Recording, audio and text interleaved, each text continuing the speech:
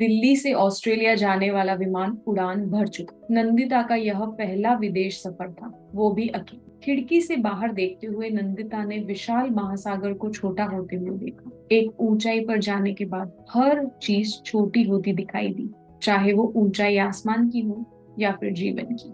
नंदिता 45 बसंत देख चुकी थी और एक माह पहले तक उसने ये नहीं सोचा था कि वो कभी अकेले इतनी दूर अपने बेटे साहिल से मिलने ऑस्ट्रेलिया जाएगी। हवाई जहाज अब बादलों से ऊपर जा चुका था। अनंत आकाश को देखते हुए नंदिता पुराने ख्यालों में खो गई। एक सुबह रसोई में खाना बनाते हुए उसने ड्राइंग रूम में बैठे अपने पति और सासू माँ की आवाज सुनाई दी। पति को बैंक का जरूरी काम करना था, मगर छुट्टी नहीं मिल पा रही थी। तो सासू माँ ने कहा, नंदिता को बैंक में भेज दो।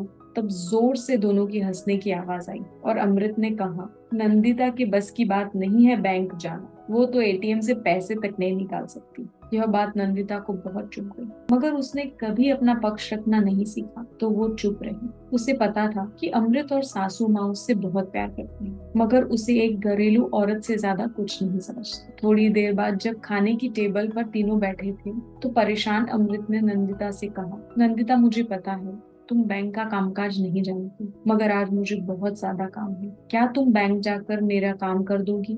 नंदिता ने हाँ में गर्दन हिलाई। 1 घंटे बाद नंदिता डरते हुए बैंक गई। बचपन से उसे खुद को दूसरों पर निर्भर पाया, तो उसे अवचेतन सा एक डर लगा रहा। उसे हमेशा घर वालों का साथ मिला, बचपन में पापा और अब पति। बैंक की भीड़ और कई सारे काउंटर देख नंदिता समझ नहीं पा रही थी कि ये काम कैसे करें। तभी साहिल के साइंस के टीचर शरद उन्हें मिल जाते हैं और वो उनकी मदद कर देते हैं। शरद ने बताया कि एक बार साहिल का फोन आया था, मुझे बहुत खुशी है कि वो ऑस्ट्रेलिया की बहुत बड़ी कंपनी में अच्छी नौकरी कर। उसके इतना आगे बढ़ने में आपका बहुत बड़ा योगदान है। मुझे याद है कि आप उसके होमवर्क पढ़ाई को लेकर काफी ध्यान रखती थी। शरद सर से जब ये सारी पुरानी बातें सुनी, तो नंदिता के चेहरे पर एक मुस्कान आ गई। उसने इस नजरिए से तो कभी सोचा ही नहीं था कि बेटे की सफलता मिलने पर उसका भी बहुत बड़ा योगदान है। शाम को नंदिता अमृत और सासू माँ के लिए खाना बना रही थी, तभी साहिल का फोन आता है। उसे कंपनी से बोनस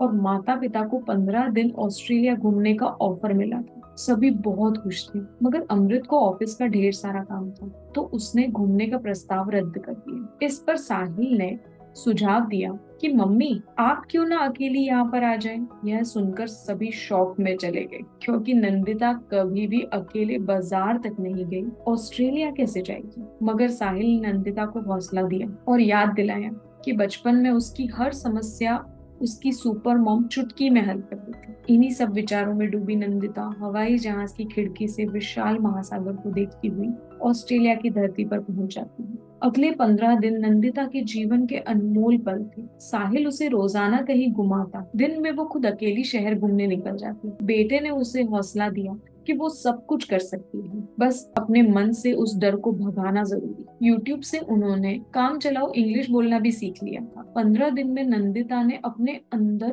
बहुत सारे बदलाव पाए। हर रोज साहिल नंदिता उसके अनुभव पूछता, छोटी मोटी जानकारी देता और अपनी माँ का आत्मविश्वास मजबूत करता। 15 दिन बाद जब नंदिता वापस घर लौट आई, तो उसके मन में जीवन के प्रति एक अलग ही नजरिया था। साहिल ने पापा और दादी के लिए बहुत सारे गिफ्ट भेजे और साथ ही अपने टीचर शरद के लिए भी एक गिफ्ट भेजा। उसे देने एक दिन नंदिता शरद सर को मिलने गई। बातों ही बातों में शरद सर ने कहा कि नंदिता आप एक काम करें, अपने ऑस्ट्रेलिया के अनुभव को एक किताब के रूप में विवरण में छाप दे। नंदिता को ये सुझाव बहुत अच्छा। अगले 1 महीने में नंदिता को जब भी घर के कामों से फुर्सत मिलती, वो किताब लिखने में बैठ जाती। फिर उसे टाइप करवाकर दिल्ली में एक प्रतिष्ठित प्रकाशन में भेज दिया। उसे आशंका थी कि प्रकाशन उसकी किताब को पसंद करेंगे या नहीं। सर्दियों की एक रात जब नंदिता पति और सासू माँ के साथ टीवी देख रही थी, उसके बेटे साहिल का फोन आया और उसने कहा, पापा मैंने कहा था ना, मेरी मॉम सुपर हीरो है। मुझे दिल्ली से एक प्रकाशक का मेल आया। वो मम्मी की किताब छाप रहे हैं।